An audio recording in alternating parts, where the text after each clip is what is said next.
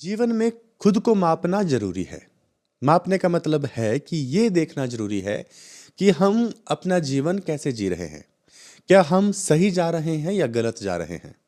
सबसे पहले तो ये पता होना चाहिए कि मंजिल कहाँ पर है। ये अगर समझ में आ जाए तो फिर ये देखना जरूरी है कि हम आखिरकार कितने कदम चल चुके हैं। हम अपने उद्देश्य की ओर बढ़ रहे हैं या फिर उद्देश्य से दूर जा रहे हैं। यही प्रश्न अर्जुन ने भगवान श्री कृष्ण से किया था पिछले से पिछले श्लोक में, जिसका उत्तर भगवान श्री कृष्ण अर्जुन को दे रहे हैं। अर्जुन ने पूछा था कि स्थित प्रज्ञ कौन है। इसका मतलब यह है कि अर्जुन के मन में एक जिज्ञासा थी। वो जानना चाहता था कि मेरा जीवन कैसा है और वो श्रेष्ठ जीवन कैसा है। जब ये पता चले तभी तो यात्रा हो सकती है ना। उद्देश्य पता चल जाए, मंजिल पता चल जाए, तभी व्यक्ति उस ओर बढ़ सकता है। जब तक हमें नहीं पता है कि हमारी स्थिति क्या है, हम कौन से पायदान पर खड़े हैं, हम आगे नहीं बढ़ सकते। पहले तो ये समझना पड़ेगा कि हम में कमियां क्या हैं और सुधार क्या करना है। अगर हम ये नहीं मानना चाहते कि हमारे में कोई कमियां हैं तो सुधार की फिर कोई गुंजाइश ही नहीं है। सबसे पहले अपने भीतर के अज्ञान को समझना पड़ेगा, तभी फिर ज्ञान का भी मूल्य समझ में आता है। तो अर्जुन ने भगवान श्री कृष्ण से प्रश्न किया था और भगवान श्री कृष्ण ने पिछले श्लोक में भी अर्जुन को बताया था कि क्या है उद्देश्य, स्थित प्रज्ञ बनना। तो स्थित प्रज्ञ बनना क्या होता है, यही तो अर्जुन ने पूछा था कि कैसे लक्षण होते हैं, और उसी का उत्तर भगवान श्री कृष्ण ने पिछले श्लोक में दिया था। अब इस श्लोक में भी भगवान श्री कृष्ण अर्जुन को बेहद महत्वपूर्ण बात बता रहे हैं कि स्थित प्रज्ञ होना क्या होता है, क्योंकि वही तो जीवन का उद्देश्य है। तो जल्दी से हम पढ़ते हैं हमारे श्लोक को और समझते हैं कि भगवान श्री कृष्ण अर्जुन को क्या ज्ञान देते हैं। भगवान श्री कृष्ण अर्जुन को कहते हैं, दुखेषु अनुद्विग्न मनाः सुखेषु विगत स्पृह वीतराग भय क्रोधः स्थित धीर मुनिरुच्यते। अब हम इन पदों का पहले अर्थ समझते हैं, उसके बाद फिर इसका डिटेल में सरलार्थ समझेंगे। बड़ा महत्वपूर्ण है ये। दुखेषु मतलब दुखों की प्राप्ति होने पर, अनुद्विग्न मनाः जिसके मन में उद्वेग नहीं होता है। उसके बाद है सुखेषु मतलब सुखों की प्राप्ति होने पर, विगत स्पृहः जिसके मन में स्पृहा नहीं होती। ठीक है। वीतराग भय क्रोधः जो राग भय और क्रोध से सर्वथा रहित हो गया है। आगे स्थित धीर मुनिरुच्यते, इसमें 3 शब्द हैं। एक तो है मुनि मतलब जो मननशील व्यक्ति है, स्थित धीहि मतलब स्थिर बुद्धि, उच्यते कहा जाता है। तो ये हो गया इसके पदों का अर्थ। अब हम एक एक पद को सही से समझने की कोशिश करेंगे। दुखेषु उद्विग्न मनाः, इसका अर्थ ये है कि दुख आने पर जिसका मन उद्विग्न नहीं होता, जिसके मन में उद्वेग नहीं होता। इसका अर्थ सीधा सा है। दुख क्या है? दुख का मतलब यह है कि जो हम चाहते हैं वो नहीं होता है तो हमें दुख हो जाता है। जीवन में हर दिन ही हमें कोई ना कोई दुख मिलता है और कोई ना कोई सुख मिलता है। सुबह सुबह आप ऑफिस में जाते हैं, झगड़ा हो गया किसी के साथ, किसी ने कुछ कह दिया, भला बुरा कह दिया, आप दुखी हो जाएंगे। उम्मीद थी कि अप्रेजल अच्छा मिलेगा, नहीं मिला, दुखी हो गए। कहीं इन्वेस्ट कर दिया था पैसा, उम्मीद थी कि शेयर्स ऊपर जाएंगे, वो नीचे आ गए, घाटा हो गया, दुख हो गया।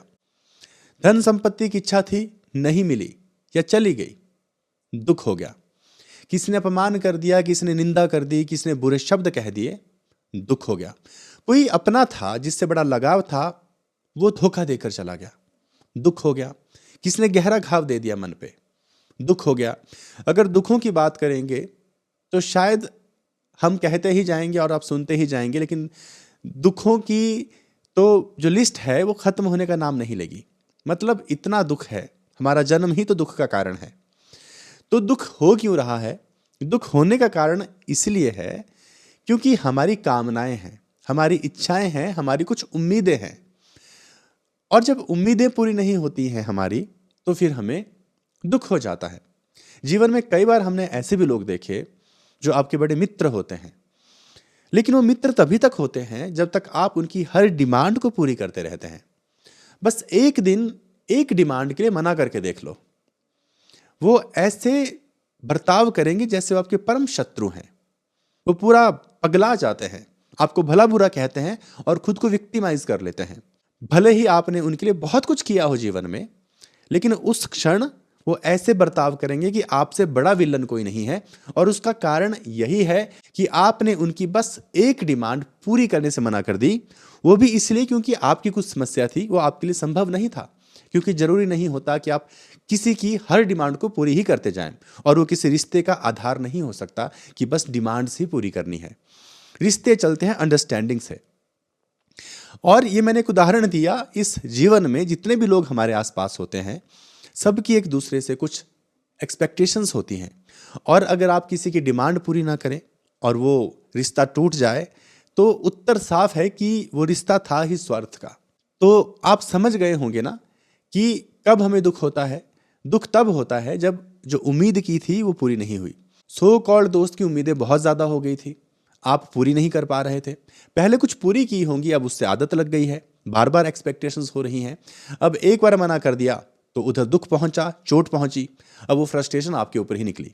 क्योंकि कमजोर व्यक्तियों की ये पहचान होती है कि वो अपनी गलती कभी स्वीकार नहीं करते, दूसरों के ऊपर गलती डाल देते हैं। ये हम सब पर लागू होता है। इसलिए हमें भी चिंतन करना चाहिए कि हम अपनी तरफ से गलत ना हो, हम सही निर्णय लें। और इसीलिए हम गीता पढ़ रहे हैं, क्योंकि दूसरों के ऊपर इल्जाम डालने से पहले अपनी कमियों को समझना जरूरी है। तो दुखों के कारण हमने समझ लिया कि उम्मीदें, एक्सपेक्टेशंस हैं। हम जो भी काम कर रहे हैं उसके पीछे कुछ कामना है, कुछ चाहते हैं, और जब वो नहीं होती हैं तो हमें दुख होता है। तो दुख का सीधा सा मतलब है प्रतिकूलता, मतलब जो हम नहीं चाहते वो हो जाना। यहां पर नहीं चाहने का मतलब है कि हमारी जो इच्छाएं हैं, ठीक है, उनका पूरा ना होना। कोई बच्चा है, वो गवर्नमेंट एग्जाम की प्रिपरेशन कर रहा है, वो सफल नहीं होता है, वो बड़ा ही दुखी होता है। आपने यहां तक सुना होगा कि कुछ बच्चे टेंशन में आके, प्रेशर में आके अपने जीवन को समाप्त कर लेते हैं, जो दुखद बात है। लेकिन इसके पीछे भी कारण यही है, कामनाओं का चक्र। इतनी कामनाएं हमारी हो जाती हैं कि वो जब पूरी नहीं होती तो हम अपने जीवन को भी त्याग कर देते हैं, जो कि एक दुखद बात है। इस बारे में फिर कभी जरूर बात करेंगे।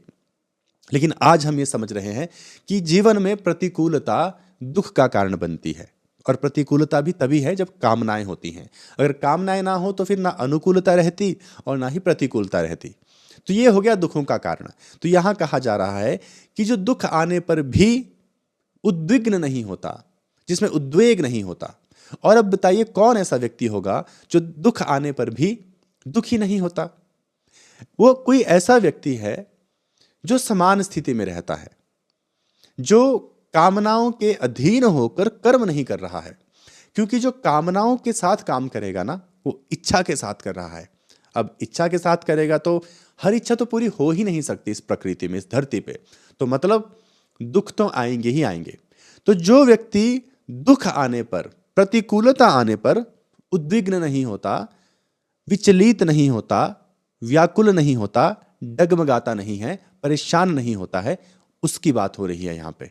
वो व्यक्ति कौन है? उसे कर्मयोगी कहा ना भगवान श्री कृष्ण ने। वो कर्मयोगी है क्योंकि यहां कर्म के साथ योग जुड़ा हुआ है।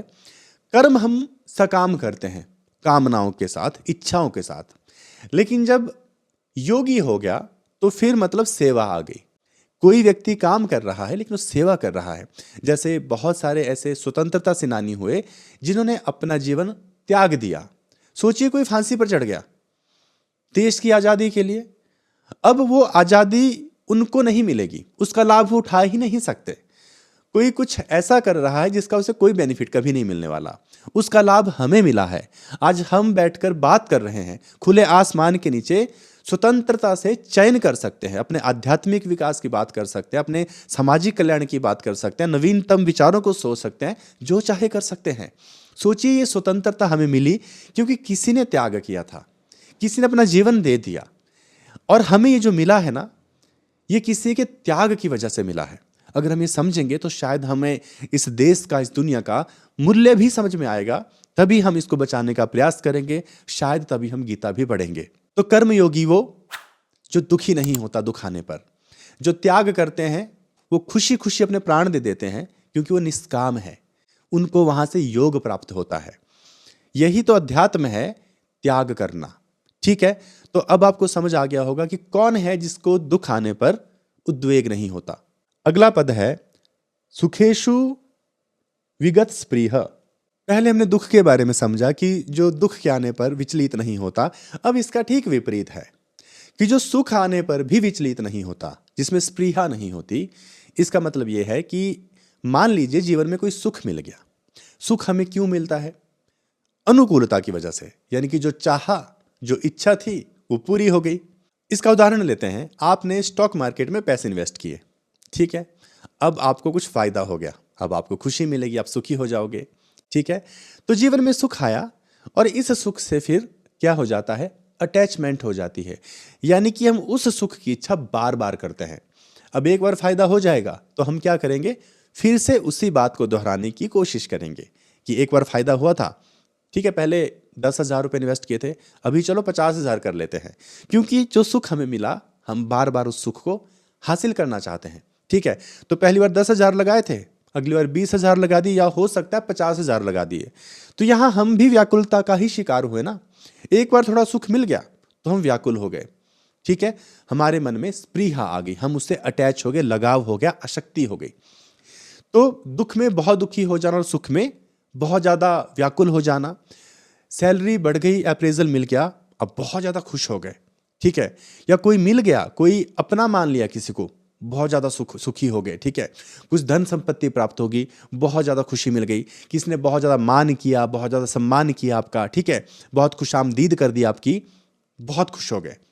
लेकिन सवाल फिर वही है कि अगर आज आप खुश हो रहे हो, आपको सुख मिल रहा है ना, तो सीधा सा मतलब है कि ये ज्यादा देर टिकने वाला नहीं है। आप अपने दुख का जुगाड़ भी साथ में ही कर रहे हो, क्योंकि सुख के साथ आसक्ति दुख को सीधा सीधा निमंत्रण है। अगर अनुकूलता में बहुत खुशी मिल रही है ना, तो प्रतिकूलता में दुख भी उतना ही ज्यादा होता है। इसलिए यहां बात हो रही है कि जो व्यक्ति दुख आने पर दुखी नहीं होता और सुखों के आने पर वो बहुत ज्यादा स्पृहा नहीं रखता है, अटैचमेंट नहीं रखता, यानी कि जैसे वो दुख में समान था वैसे ही सुख में समान है। जो दुख आने पर उद्विग्न नहीं होता है ना, वो सुखों के आने पर भी अशक्त नहीं होता, विचलित नहीं होता, क्योंकि समानता दोनों ही स्थितियों में होनी चाहिए। अगर आप कोई अच्छी न्यूज़ के ऊपर बहुत ज़्यादा पागल हो जाते हैं खुशी से ना, तो एक बैड न्यूज़ के ऊपर उतना ही ज़्यादा ट्रॉमा होने वाला है। तो यहाँ पर यह बात हो रही है, और ये दोनों ही लोग कौन है? ये एक ही व्यक्ति है जो कर्मयोगी है। क्योंकि जब आप कोई भी काम अपने लिए कर ही नहीं रहे हो, अपनी कामनाओं की पूर्ति के लिए कर ही नहीं रहे हो, तो फिर सुख क्या और दुख क्या? आप तो सेवा में लगे हो, जीवन ही त्याग दिया है, समर्पण कर दिया है, दुनिया के लिए काम कर रहे हो, आप दिन रात भी काम कर रहे हो, तब भी आपको परेशानी नहीं है। कुछ मिल रहा है, कुछ नहीं मिल रहा है, तो भी चिंता नहीं है, बस काम कर रहे हो। और इस तरह की जो स्थिति है हमारे भीतर जो उत्पन्न होती है, हमने पहले भी समझा, उसको समता कहते हैं। उसका सिर्फ एक ही तरीका है, त्याग और सेवा, क्योंकि यहीं से ही समता प्राप्त होती है। योग त्याग से ही प्राप्त होता है, सेवा से ही प्राप्त होता है, और सेवा सिर्फ और सिर्फ त्याग से होती है। अगला पद है वीत राग भय क्रोध। यहां 3 चीजें महत्वपूर्ण हैं, राग, भय और क्रोध। राग का मतलब है अटैचमेंट हो जाना। पहले हमें सुख मिला, उसके बाद हम उसकी सुरक्षा में लग जाते हैं, यानी कि कोई नहीं चाहता ना कि सुख मिल गया तो वापस चला जाए। हम उस सुख को बचाने की भी कोशिश करते हैं और उसको बार बार ज्यादा प्राप्त करने का भी प्रयास करते हैं, है ना। तो राग, अटैचमेंट, हमारे अंदर वासनाएं होती हैं, ठीक है, उन वासनाओं से कामनाएं पैदा हो जाती हैं। अब जब कोई कामना पैदा हुई किसी भी चीज के लिए, तो वहां से आशा पैदा हो जाती है कि काम पूरा होगा या नहीं होगा, या पूरा भी हो सकता है, तो यहां से आशा पैदा हो गई। अब जब आशा पैदा होगी तो 2 चीजें होती हैं, या तो पूरी होती है या तो नहीं होती है। नहीं पूरी हुई, प्रतिकूलता आ गई तो दुख हो जाएगा, और अगर पूरी हो गई तो फिर एक और इच्छा आ जाएगी। मैंने कहा ना, सुख के साथ आसक्ति हो जाती है, हम बार बार उसकी फिर कामना करते हैं। आवश्यकता अनुसार चीज मिल गई, कामना पूरी होगी, ठीक है, लेकिन अब फिर से उसकी इच्छा हो रही है, उसे कहते हैं लोभ। अब वो लालच आ गया, ठीक है, आपको एक नया फोन मिला, उससे आपका काम चल रहा है, लेकिन आप अब सोच रहे हैं कि नहीं, मुझे एक नया फोन चाहिए। ये बन गया लोभ। अब ये लोभ भी आगे जाकर और तीव्र हो जाता है, तो उसे कहते हैं तृष्णा। तृष्णा लोभ का ही विकृत स्वरूप है। इसका अर्थ यह है कि आप अपनी कामनाओं की पूर्ति के लिए अब किसी भी हद तक जा सकते हो। वैसे तो लोभ भी यही करवाता है, लेकिन तृष्णा में फिर आप अपनी सारी हदें पार कर सकते हो। मतलब ये बहुत ही, जो कहते हैं ना कि लोभ का उच्चतम वर्जन है, जहां घृणा बहुत ज्यादा होगी, नफरत बहुत ज्यादा होगी, आप पूरा बावले हो जाओगे अगर आपकी इच्छा पूरी नहीं होगी, आप किसी भी कीमत पर अपनी कामनाओं की पूर्ति करना चाहोगे। अब जितनी पाने की इच्छा बढ़ेगी, उतनी ही ज्यादा दुख आने की भी संभावना बढ़ेगी। जितना ज्यादा लोभ तृष्णा, उतना ही ज्यादा दुख और कष्ट मिलेगा, उतनी ही ज्यादा अतृप्ति होगी। यानी कि जितना लोभ की तरफ बढ़ेंगे, शांति जाती रहेगी। जो लोभी है उसके मन में शांति उतनी ही कम है या है ही नहीं, क्योंकि जिसके मन में शांति है उसका मतलब है कि वो तृप्त है, और जो तृप्त है उसमें लोभ होगा ही नहीं। जो बार बार सुखों की इच्छा में आगे बढ़ रहा है, उसके भीतर तृप्ति और शांति जैसी कोई चीज नहीं होती है। अगला पद है स्थित धीर मुनि रुच्यते। इसका अर्थ है कि ऐसा व्यक्ति जिसकी बुद्धि स्थिर है, उस व्यक्ति को मननशील मुनि कहा जाता है। अब देखिए कितनी बड़ी बात है, बड़ा ही महत्वपूर्ण पद है ये, कि ऐसे व्यक्ति को मुनि कहा जाता है। हमने सुना है कि ऋषि कौन होते हैं, मुनि कौन होते हैं। मुनि वो जो मनन करता है। अब यहां पर कोई बात नहीं कही कि उस व्यक्ति के कपड़े कैसे होने चाहिए, कि उसने गले में रुद्राक्ष की माला डाल रखी है, ठीक है, या कोई खास रंग का कपड़ा पहन रखा है, कोई बड़ी सी दाढ़ी रखी हुई है, ऐसी कोई बात नहीं हो रही है। ठीक है, कुल की बात नहीं हो रही, जाति की बात नहीं हो रही, किसी भी चीज की बात नहीं हो रही। बात हो रही है बुद्धि की। जिसकी बुद्धि स्थिर हो चुकी है, जो सुख में और दुख में समान हो चुका है, ऐसे व्यक्ति को कहा गया स्थिर बुद्धि वाला मुनि। कितनी बड़ी और सीधी बात भगवान श्री कृष्ण बता रहे हैं कि मुनि होने के लिए कोई खास तरह का ड्रेस कोड नहीं चाहिए। कोई पैंट कोट में घूमने वाला व्यक्ति, कोई साधारण वस्त्रों में घूमने वाला व्यक्ति, एक गृहस्थ व्यक्ति भी मुनि हो सकता है। ऐसा नहीं है कोई जंगल में बैठा है वही मुनि हो सकता है, ठीक है, या कोई सन्यास लेकर जंगल चला गया है, जिसने दुनियादारी छोड़ दी है, वही मुनि हो सकता है। ऐसा तो कहीं नहीं कहा गया। तो आप समझ गए कि मुनि कौन है, जिसकी बुद्धि स्थिर हो गई। तो आज हम समझ रहे हैं कि जीवन का उद्देश्य है स्थिर बुद्धि को प्राप्त करना, जिसको कहते हैं समता को प्राप्त करना। समता का अर्थ है सुख में और दुख में समान रहना। अब सवाल यह है कि हम इसे कैसे प्रैक्टिस करें। अगर हम गीता के श्लोक को पढ़ के अपने भीतर कुछ बदलाव नहीं कर पाते हैं, तो फिर इसको पढ़ने का कोई मतलब ही नहीं है। एक एक श्लोक हमारे भीतर परिवर्तन ला सकता है। हाँ, शुरू में परिवर्तन बहुत ही सूक्ष्म होता है, इसलिए ऐसा नहीं सोचना चाहिए कि कुछ बदलाव नहीं हो रहा। लेकिन चारों तरफ माया है, हमारे सामने दृश्य है, हम देख रहे हैं माया को, तो उसका अधिक प्रभाव हम पे पड़ता है। इसलिए ये जो मंत्र हैं, मंत्र इसलिए कहा क्योंकि भगवान के श्रीमुख से निकले, हमें बार बार पढ़ना है, इनको बार बार सुनना है। इसलिए भगवान कृष्ण अलग अलग श्लोकों में एक ही बात को बदल बदल के कह रहे हैं। तो हमें ये नहीं सोचना है कि श्लोक पढ़ लिया बस आ गया, ये इतना सरल नहीं है। अहंकार को तोड़ना आसान नहीं है। इसलिए हमें भी बार बार सुनना है, अलग अलग तरह से ही सुनना है। क्या पता कौन सी बात हम पे प्रभाव कर जाए, क्योंकि है तो ये मंत्र ही। सुन भी रहे हैं, पढ़ भी रहे हैं, तो भी हमारे भीतर कहीं ना कहीं परिवर्तन हो रहा है, जो भविष्य में हमें दिखाई देगा। अभी तो बस हम बीज बो रहे हैं, समय लगेगा, लेकिन वो पौधा बनकर जरूर निकलेगा, क्योंकि हम सही मार्ग पे हैं, हम धर्म के मार्ग पे हैं। तो इस श्लोक का जो परिशिष्ट भाव है वो ये है कि जो सुख में और दुख में समान रहता है, क्या नहीं करता है, दुख में विचलित नहीं होता है, सुख में भी स्थिर रहता है, बहुत ज्यादा उसको उससे आसक्ति नहीं हो जाती है। अगर हम ये करने में भी सफल हो जाएं, छोटे छोटे अभ्यास करके कि ठीक है कुछ हो गया, कुछ अच्छी बात होगी तो समान रहने की कोशिश करें, दुख में बहुत ज्यादा विचलित ना हो जाए। इसका अर्थ क्या है? अर्थ ये नहीं है कि कोई बैड न्यूज मिली है तो हम आंसू ना बहाएं, ये शरीर की प्रतिक्रिया है, होगी ही होगी। गुड न्यूज में हम खुश ना हो, कोई एक्सप्रेशन ना दें, ऐसी बात नहीं हो रही है। शारीरिक प्रतिक्रिया होगी, लेकिन भीतर से टूट ना जाए, बिखर ना जाए। वो जो प्रभाव है सुख दुख का, वो हमारे भीतर तक ना जाए। ठीक है, बाहर बाहर से हो रहा है, लेकिन अंदर से ना जलन हो रही है, ना कोई अतृप्ति का भाव है, बिल्कुल स्थिर है। ठीक है, कोई गाली देकर चला गया, कोई बात नहीं, बाहर से आप गुस्सा भी कर रहे हो, लेकिन भीतर शांत है, स्थिति बिल्कुल शांत है। आप अपना काम कर रहे हैं, कोई फर्क नहीं पड़ रहा है। कुछ ऐसी स्थिति होती है ये धीरे धीरे अनुभव होने लगती है जब हम इसके बारे में सोचते हैं। तो ये था सारा श्लोक। उम्मीद करता हूं आपको ये श्लोक अच्छे से समझ आ गया होगा। अब हम मिलेंगे हमारे अगले वीडियो में, अगले श्लोक में। तब तक के लिए आप अपना ख्याल रखिए।